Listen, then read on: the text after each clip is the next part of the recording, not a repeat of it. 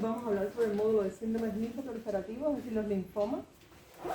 Pero para poder entender lo que son los linfomas y parte después de todo el diagnóstico, es importante partir por una referencia que es como básica, que son lo que son las adenopatías.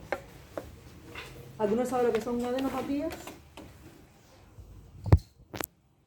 La inflamación de los linfonodos. La inflamación Linfonodos.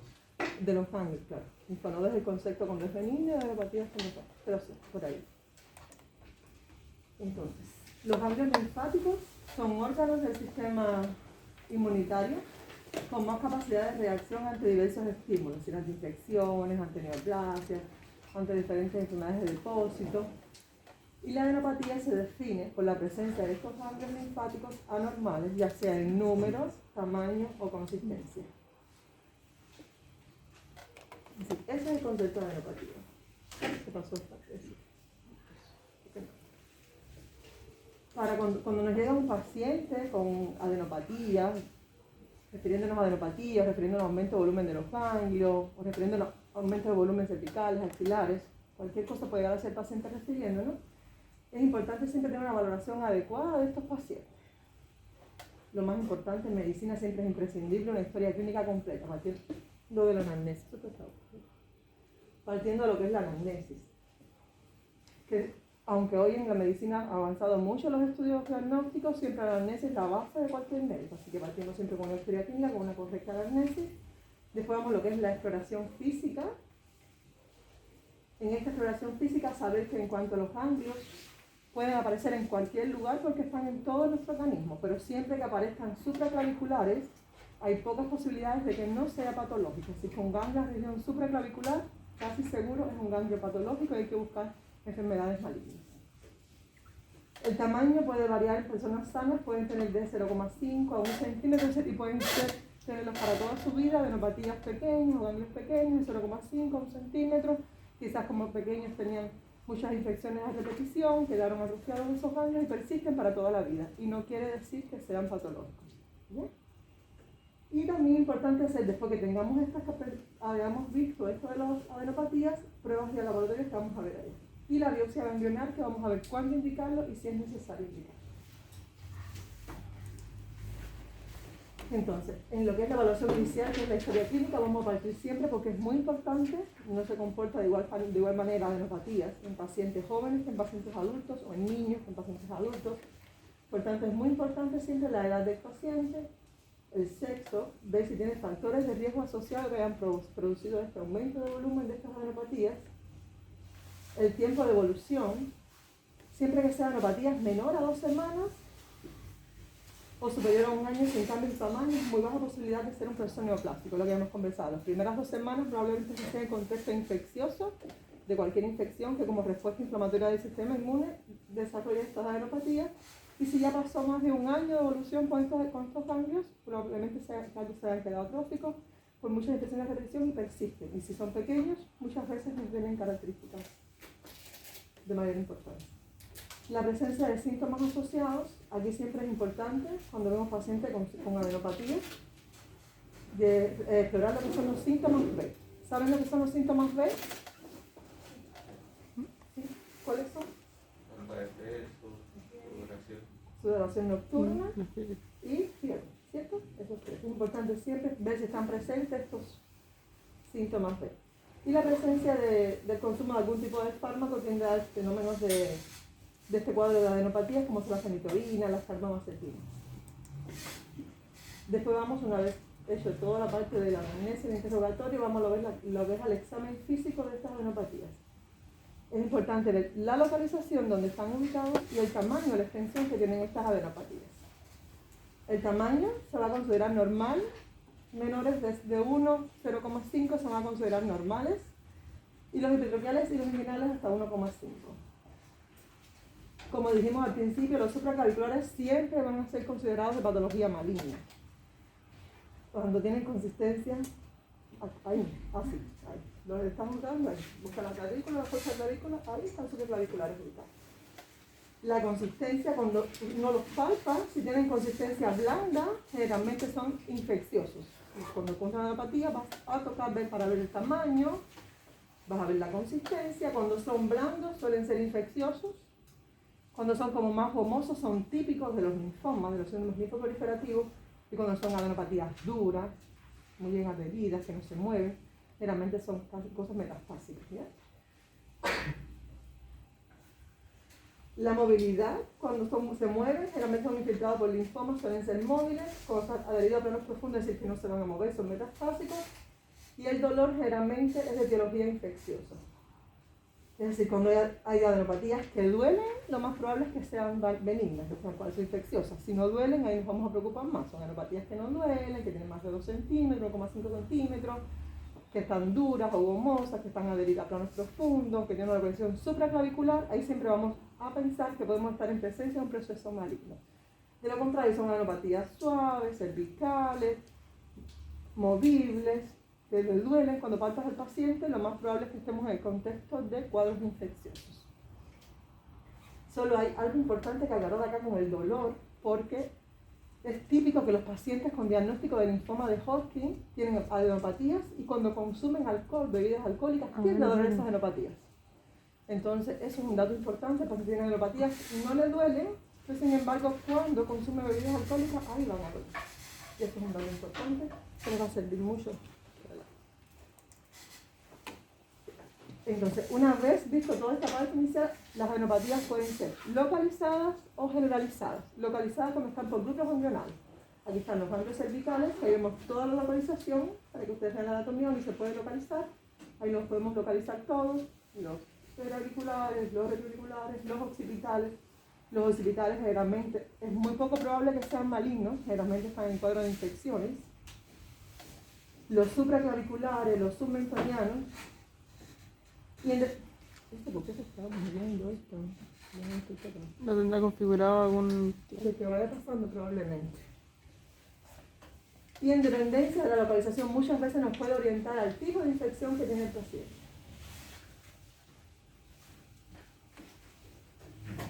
Entonces los ganglios cervicales generalmente están asociados a infecciones por estreptococo, por mononucleosis infecciosa, accesos dentales, otitis externas, faringitis, laringitis.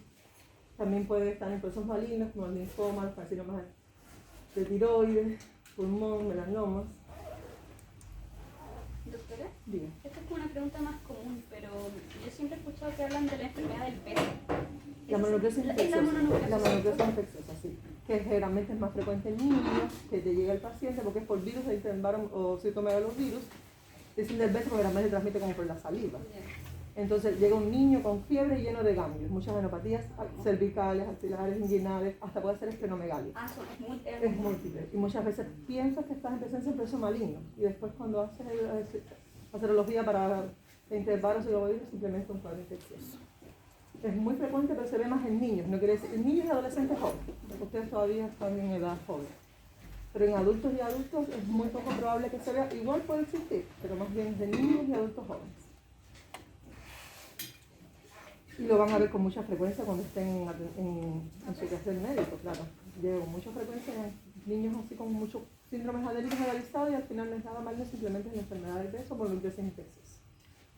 Los ganglios axilares, aquí está la localización, que también pueden aumentarse las enfermedades de infecciones, enfermedad por arañaza de gato, también es frecuente que el paciente venga con múltiples, con un síndrome adénico.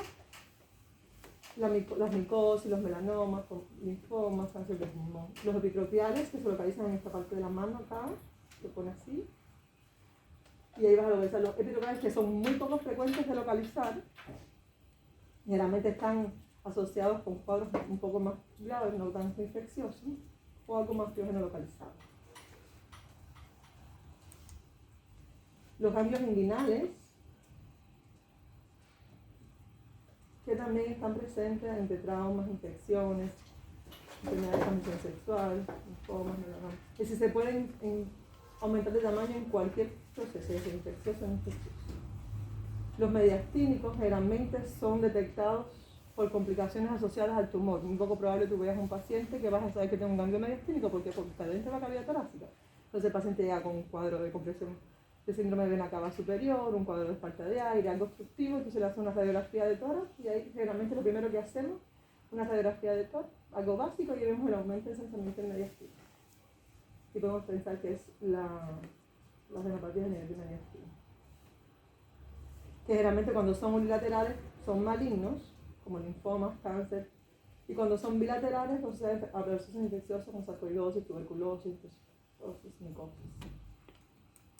Doctora, Sí. ¿esos ganglios se pueden ver con la radiografía o solo con el escáner? No, con la radiografía de tórax se puede ver si es un ensanchamiento a nivel del mediastino, podemos ver si son adenopatías del mediastino anterior, del mediastino posterior, sobre todo con el rayos X bilateral.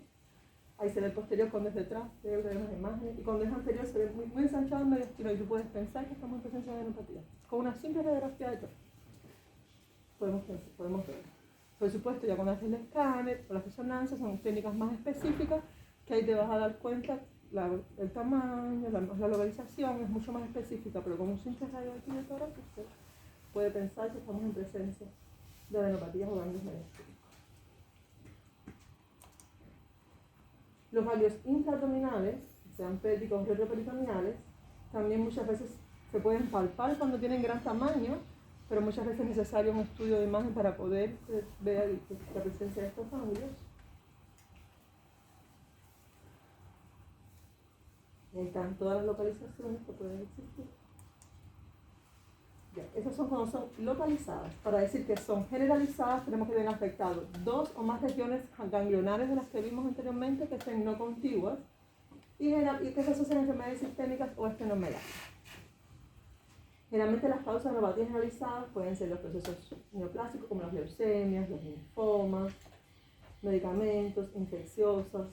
Aquí está el síndrome de mononucleosis del que hablábamos ahorita, enfermedades de depósito como Gaucher y el Denman-Pick.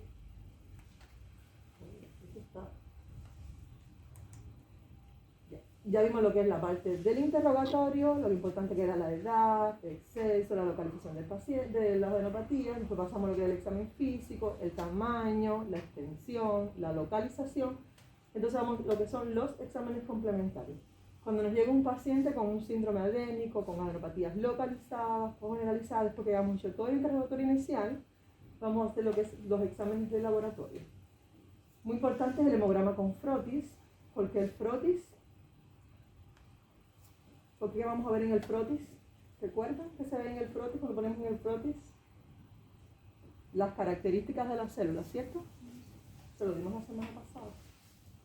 Entonces, si tenemos un paciente con adenopatías y en el frotis vemos la presencia de células inmaduras, podemos pensar que el paciente está en presencia de una leucemia aguda.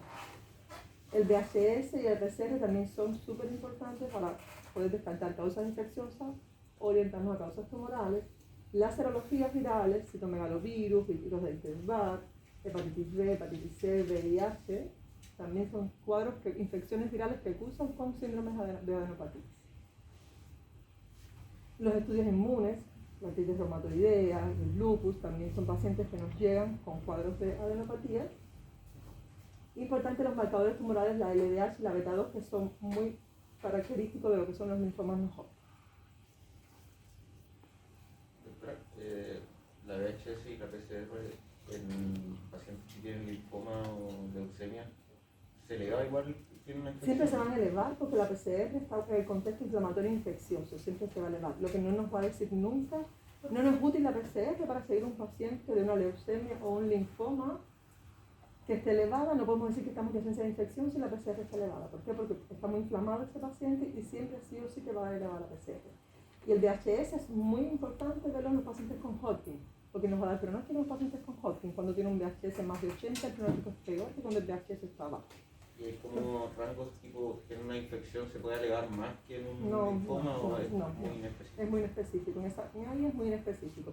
No es nada específico para los procesos neoplásicos. Entonces, si tuviéramos que elegir 2 para seguir linfoma, nos fijamos en la VHS. Sí, no, el PCR no se hace. Para procesos neoplásicos idealmente no se hace. Incluso pensando que tenga un proceso neoplásico y un paciente infectado con un linfoma, con una leucemia, hay literaturas que no recomiendan hacerlo. ¿Por qué? Porque siempre te va a dar elevado. ¿Qué puede hacer que tú tengas un paciente que conoces con un linfoma o una leucemia que está en tratamiento con quimioterapia, que hizo una neutropenia febril, se infectó, pero tú tenías de base que su PCR, cuando yo viste una PCR, sabes que su PCR de base era 100, que está elevada, ¿cierto? Entonces, en este proceso infeccioso lo hacemos y tiene 300. Evidentemente, más que la inflamación por su patología, lo que está es infectado el paciente. Nos puede orientar que está infectado. Y se puede seguir la curva a ver si esa PCR puede ir bajando después con el tratamiento de antibióticos o se está detenido. Eso se puede hacer, pero no es específico. Pero igual de entrada se pide. Lo puedes pedir, sí, lo puedes pedir, generalmente lo piden. No es muy recomendable, pero se puede pedir porque te puede orientar. Porque un paciente con una PCR 300, evidentemente no es solo inflamatorio, evidentemente tiene un componente infeccioso y te va a ayudar, pero no es específico. Mejor te vas a guiar por la procalcitonina cuando tengas un cuadro infeccioso, más que por la PCR. Y el VHS lo que más te va a orientar es para el Hodgkin. En el no Hodgkin no es útil el VHS. Lo que es más útil en el no Hodgkin son el LDH y la beta-2 microglobulina, esos marcadores más específicos del linfoma. Pero que se elevan por la inflamación, no en caso de infecciones. Y los estudios de imágenes, como habíamos conversado anteriormente, la radiografía de tórax, con una simple radiografía de tórax podemos ver lo que son los ganglios, las adenopatías de mediastino. Ecografía, como son más dirigidas, a veces es importante hacer ecografías cervicales, ecografía de partes blandas, buscando las características de estas adenopatías que tienen, sobre todo en pacientes que llevan tiempo con estas adenopatías, las escáneres, las resonancias magnéticas nucleares. Son estudios de imágenes que son importantes, pero a veces simplemente con una buena anamnesis, un buen examen físico y un buen hemograma, y estos estudios virales no es suficiente y ahorramos toda esta parte del proceso diagnóstico. Porque nos llega un paciente, el caso más típico que vimos ahorita, un niño de 8 años con fiebre, con muchas adenopatías, hacemos un hemograma, tiene una leucocitosis, tiene presencia de células mononucleares, linfocitos activados, generalmente los informan así, y tiene una serología positiva para virus de Epstein-Barr. No tienes que hacerle nada más a ese paciente. ¿Por qué? Porque tenemos solamente con eso tenemos el diagnóstico de una mononucleosis infecciosa. O nos llega un paciente de cualquier edad con adenopatías supraclaviculares, que son dolorosas, que son duras, adheridas, o adenopatías a cualquier otro nivel de consistencia firme, gomosa,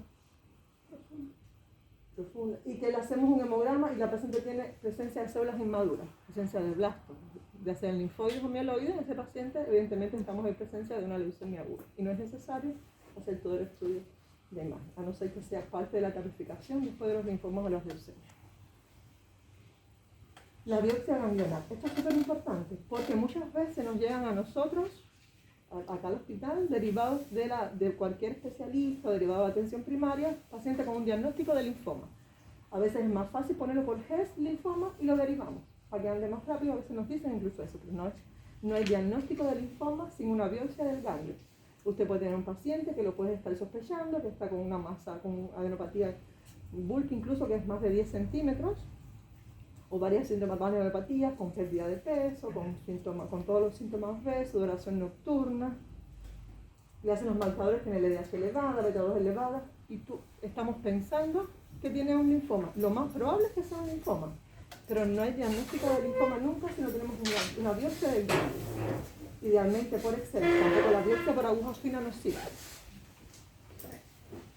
¿Podría repetir eso, por favor, Lonke? ¿Cómo? Antes de lo de aguja fina no sirve. La biopsia por exéresis. Esa es la ideal para hacer el diagnóstico. Y está la BAF, que es la biopsia por aspiración de agujas finas, que entra al ganglio. Esa no nos sirve para diagnóstico porque la muestra que nos va a dar no es suficiente para poder ver la histología del ganglio.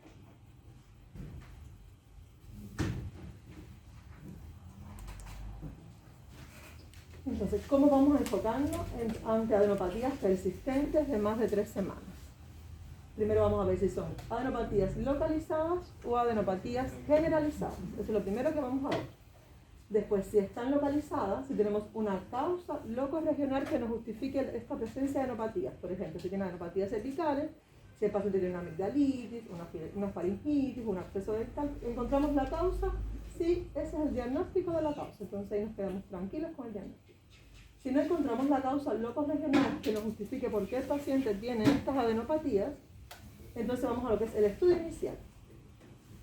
Vamos a partir con un hemograma, con estudios de serología, con estudios de imágenes, y en caso de que sea positivo, como vimos al principio, que tenga el hemograma con presencia de células inmaduras, con los linfocitos reactivados, podemos dar el diagnóstico de una leucemia, de linfomas leucemizados, de síndromes mononucleósicos, de sarcoidosis. En caso de que estos estudios iniciales para descartar patologías específicas estén negativos, que no hayamos encontrado la causa que justifique por qué está el paciente con estos síndromes adénicos, entonces viene lo que es la biopsia del ganglio, que es lo que estábamos conversando. Siempre es importante hacer la biopsia del ganglio. Y la biopsia de ganglio nos va a dar entonces lo que es el diagnóstico, ya sea de linfoma o de cualquier otra alteración más específica. Si está negativa, y uno aún sabiendo que está negativa la biopsia, que no arrojó nada, debemos siempre seguir a ese paciente. ¿Por qué? Porque puede ser que el ganglio que se haya tomado no haya sido el indicado, que no haya sido, quizás fue el más accesible por el cirujano, pero ese todavía no estaba del todo comprometido, entonces vamos a seguir evaluando al paciente. Si persiste por más de 2 meses y el paciente continúa con síntomas o síntomas que nos hacen pensar que tiene una patología que no es benigna, que no es infecciosa, entonces se puede repetir nuevamente la biopsia. Actualmente están los estudios que son por PET, no sé si lo han oído, que son estudios de imagen dirigidos con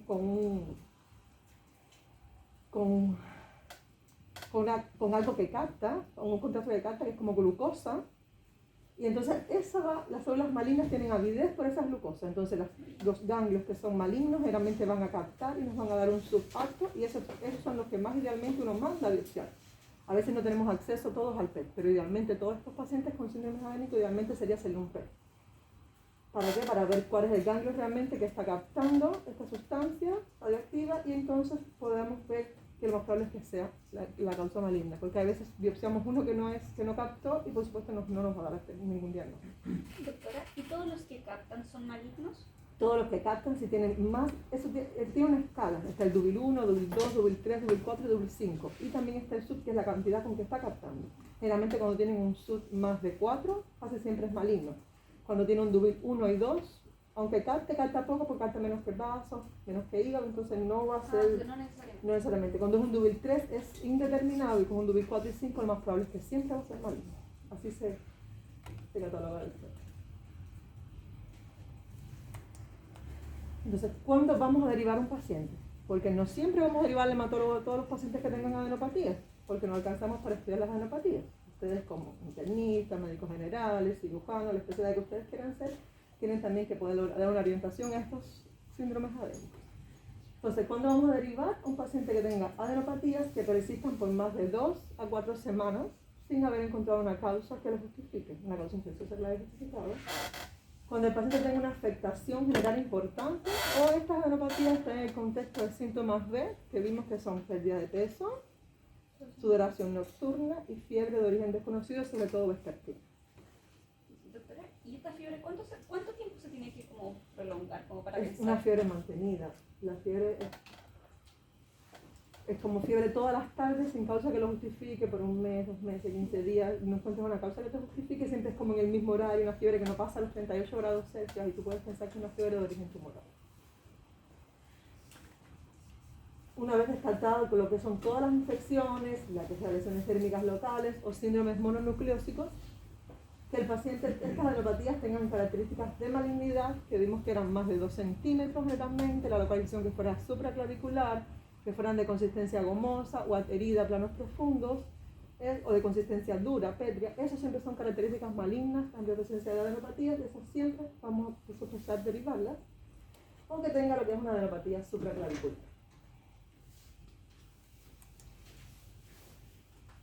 Los diagnósticos diferenciales, cuando están localizados en cuello, es importante ver que no sean nódulos tiroideos, que no sean quistes braquiales, quistes tiroidosos, hipertrofias parotidias.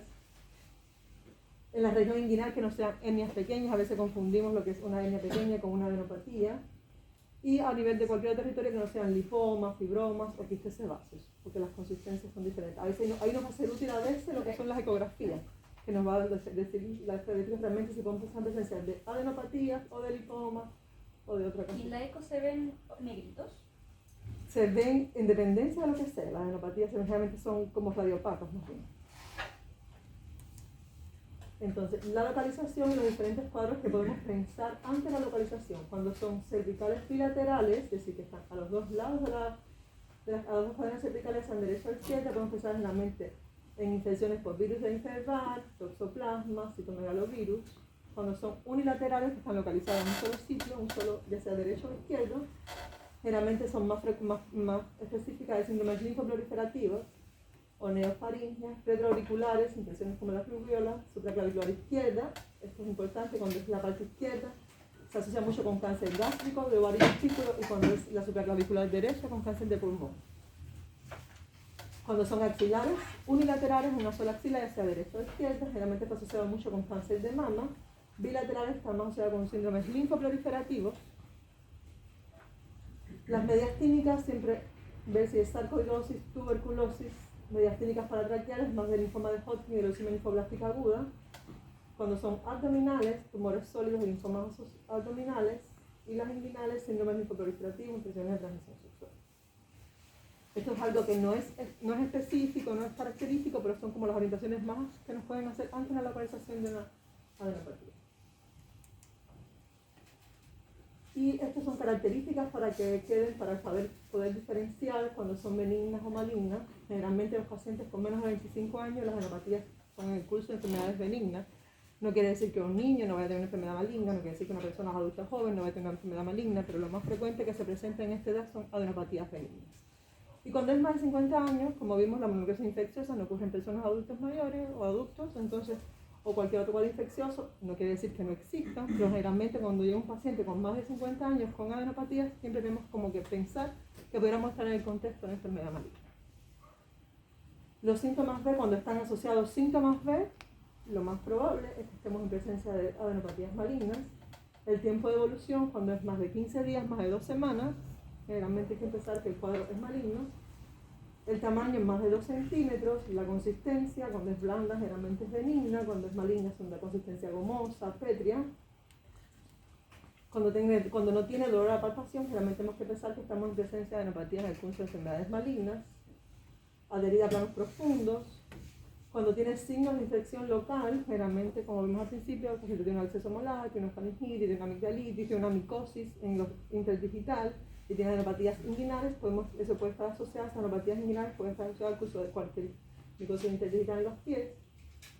La localización, que la supraclavicular siempre va a estar en el contexto de patologías malignas. Y la simetría, que generalmente cuando son bilaterales, nos hacen pensar que pueden ser más cuadros infecciosos que cuadros malignos.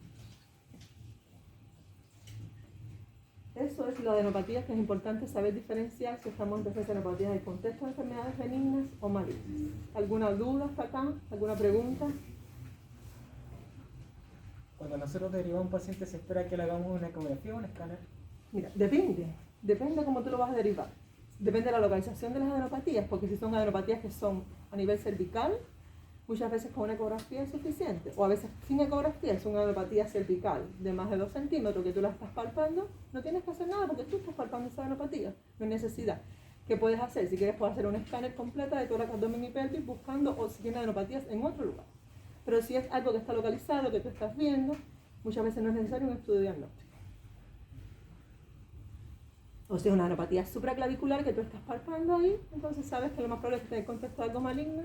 No es necesario que hagas muchas imágenes porque tú la estás palpando. La mano, la palpación, que a veces se ha perdido todas estas cosas básicas de la semiología que son súper importantes, las hemos perdido porque la ciencia ha avanzado, tenemos las cosas de imagen, los exámenes de la imagen a la mano, los exámenes de laboratorio a la mano y perdemos mucho lo que es el método clínico y la parte de examen físico, pero eso nos da un 80% muchas veces los diagnósticos de los pacientes. Pero ¿qué pasa? Que no tocamos al paciente, que no le preguntamos, llega y al momento lo mandamos a hacer exámenes, un escáner y ahí te va a dar toda la información. Entonces eso realmente es bueno porque eso te corrobora muchas cosas que tú no eres capaz de palpar, pero tú ves un paciente que estás examinando, que estás viendo, que lo interrogaste, muchas veces te ahorras todo ese tiempo a ti y todo ese tiempo al paciente igual para el paciente. Pero ya si realmente no se palpa nada, ahí es como Claro, está bien indicado. claro, ahí está bien indicado. O si lo palpas y tienes duda, que puede ser cervical, que sea un quiste tiroidoso, que sea un nódulo tiroideo, que no tengas la claridad de que realmente por la versión que sea, tú estás seguro, está bien indicado. Nunca va a estar mal indicado, siempre va a estar bien indicado porque te va a corroborar algo que tú estás tocando. Pero si eres capaz de tocarlo con tus manos, entonces es mucho mejor. Vamos a ver unos casos clínicos para ver si quedamos con algunas dudas o si nos quedó algo claro. Esto es un paciente masculino de 51 años de edad que viene a nuestra consulta refiriendo que hace 2 meses está con fiebre, sudoración nocturna y pérdida de peso. Vamos a examinar al paciente y vamos al examen físico y vemos que el paciente tiene presencia de adenopatías cervicales y supraclaviculares. Le indicamos un examen, un hemograma y tiene anemia ligera o leve con una PCR elevada. Ese paciente, esas adenopatías pueden estar en el contexto de enfermedades benignas o malignas. Maligna. Malignas. ¿Por qué podemos pensar que están en presencia de enfermedad, de adenopatía en el contexto de enfermedad maligna? Síntomas de Síntomas de uno, que es la fiebre, sudoración nocturna y la baja de peso. La localización, La localización, que es supraclavicular, la edad, la edad del paciente, creo que el sexo. el sexo masculino generalmente es más frecuente que tengan cuadros de enfermedades malignas que benignas. No quiere decir que las mujeres estemos exentas, pero también es más frecuente. La evolución. ¿Cómo? La evolución, 2 meses. La evolución también, más de 2 meses, hasta 15 días está en el contexto de que sean benignas y más de 2 meses. Aquí habrá faltado el frotis entonces. Ahí pudiéramos haber puesto un frotis, claro, porque tú el diagnóstico del paciente, pero que queremos ver acá que ustedes se dieron la idea de cuándo estamos en presencia de las características de presencia de malignas o benignas. No queremos ahora que lleguen al diagnóstico, no es objetivo ahora que lleguen al diagnóstico. Solamente que se den cuenta de si las características, que por solamente estas características estamos en presencia de adenopatías benignas y malignas. De hecho, el hemograma ahí y la PCR sobró, porque eso no te aportó ningún dato, ¿cierto? Esa es la idea que ustedes se llevaron, que eso no te aportó ningún dato, simplemente con la localización, la asociación a síntomas B, la edad del paciente, el tiempo, podemos pensar que estamos en presencia del contexto de una patología maligna. Doctora, es una pregunta más como fuera de la clínica, pero en un caso de la vida real con un paciente así, desde ya la comunicación de uno como médico tiene que ser como diciéndole No. el ya. No vas a decir, estas son características malignas y tienes un cáncer. No. No siempre tiene que mantener la ética médica, lograr tener un diagnóstico para hablar al paciente con calidad, sobre todo cuando se trata de enfermedades que no son benignas, que son enfermedades malignas y que el paciente muchas veces compromete su vida, muchas veces es fatal para su vida. Entonces, en este caso, si quieres enfrentarte al paciente, le puedes decir que, dadas las características de sus adenopatías, requiere un mayor estudios más dirigidos, hay que hacerle biopsias sí o sí a estas adenopatías supraclaviculares, mandarlas a biopsiar. Podemos hacer estudios de imagen para ver si esas adenopatías están además en otros lugares que uno no sea capaz de tocarlas, porque recuerda que las a nivel de mediastino o intraabdominales no somos capaces de tocarlas muchas veces. Entonces ahí se manda todo un estudio completo, incluyendo la biopsia de esas adenopatías, y ahí entonces cuando ya se llega el diagnóstico, una vez que tengas diagnóstico, le vamos a decir al paciente que tiene una enfermedad maligna o benigna. ¿Cuándo le vas a decir si el cuadro es infeccioso? Tenemos una infección, todo esto está en el contexto de algo infeccioso, tratamos con antibióticos, es algo viral, no lleva nada, simplemente medidas generales y va a pasar. Si no pasa, nos volvemos a ver. Ahí sí vamos al diagnóstico. Doctora, y en el caso de, por ejemplo, las adenopatías, ¿los pacientes suelen consultar por otros síntomas asociados a ella? ¿O puede llegar un paciente que consulte porque le salió una pelota en...? Pueden ser las dos cosas. Se pueden presentar de cualquiera de las dos formas. Están los pacientes muy urgidos, que se revisan todos los días y que aparece una adenopatía, un pequeño aumento de volumen en algo que no normalmente está, y van con el doctor a preguntarle, me salió esto. Y simplemente tú tienes que buscar, no tiene un absceso molar, tiene una caries, tiene cualquier infección local, es porque se inflamó, porque se inflama ante cualquier proceso infeccioso, y es eso. Y están los pacientes que no son nada urgidos, que andan tan apurados en la vida, tan pendientes de otras cosas, y que se les van los días y ya llegan cuando están llenos de ganglios. No sé, yo llevo casi 2 años así, pero no me había preocupado porque me sentía bien. Entonces ya llegan cuando la etapa fue avanzada del linfoma que tienen o de la enfermedad que tienen, y ya no hay muchas más cosas que hacer que hacer un diagnóstico porque ya está con todo. Están los dos casos, te vas a encontrar en la vida los dos casos. Y doctora, la biopsia es parte del manejo del especialista, ¿cierto? O sea, nosotros derivamos antes de la biopsia, o podemos mandar a hacer la biopsia. No. El manejo del especialista es tratar el diagnóstico que los médicos hicieron, ya sea el médico general, el médico internista. Entonces, ¿qué pasa muchas veces cuando ustedes se titulen y vayan a hacer medicina general al principio? Porque muchas veces hay que hacer medicina general al principio, que las listas de derivación, las cosas de esas a veces se demoran alto, pero ustedes cuando tengan sospechen un ganglio para que cuando lleguen acá, recordemos que dimos las clases que se acordaron de algo, idealmente mandarlo al especialista con la biopsia tomada. No para adelantar, sino simplemente porque forma parte del diagnóstico, porque a veces nos llegan a nosotros como especialistas con una adenopatía y mandas a biopsiar y el paciente no tuvo nada. Entonces primero creaste incertidumbre en la familia y el paciente, que lo mandaste al hematólogo, que sabe que siempre son cáncer lo que ven los hematólogos.